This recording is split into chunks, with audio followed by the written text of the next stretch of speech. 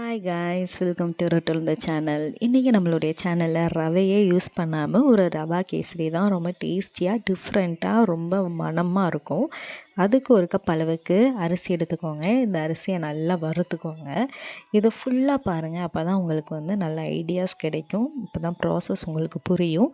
இப்போ இந்த அரிசியை நல்லா வறுத்தாச்சு. வறுத்த அரிசியை ஒரு பாத்திரத்தில் போட்டு நல்லா ஆற வச்சுக்கோங்க. இப்போ இந்த அரிசியை நான் ஒரு பாத்திரத்தில் கொட்டிடுறேன். கொட்டிட்டு இதை நல்லா ஆறட்டும். ஆறினதுக்கப்புறம் அதை ஒரு மிக்ஸி ஜாரில் எடுத்து போட்டு நம்ம அரைச்சிடலாம். இப்போ நான் மிக்ஸி ஜாரில் போட்டுட்டு இதை நல்லா நான் ஒரு 95% அளவுக்கு நல்லா அரைச்சி எடுத்துக்கிறேன். ரொம்ப மாவாக இல்லாமல் குருணையாக வர அளவுக்கு நல்லா அரைச்சி எடுத்துக்கோங்க.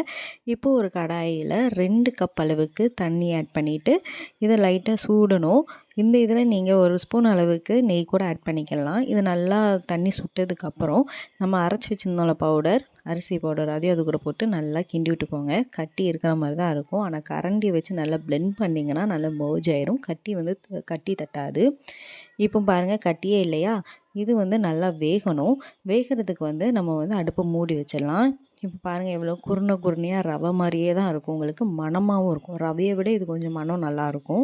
இப்போ இது வேகணுங்கிறதுக்காக ஒரு மூடி போட்டு மூடிடுறேன். இப்போ நல்லா வெந்துருச்சு. அரிசி வேகணும்ல, அதுக்கு தான் மூடி வச்சுருந்தோம். இப்போ நம்மளுக்கு நல்லா வெந்துருச்சு. வெந்ததுக்கப்புறம் எந்த கப்பில் நம்ம அரிசி எடுத்தோமோ அதே கப் அளவுக்கு சீனி எடுத்துக்கோங்க.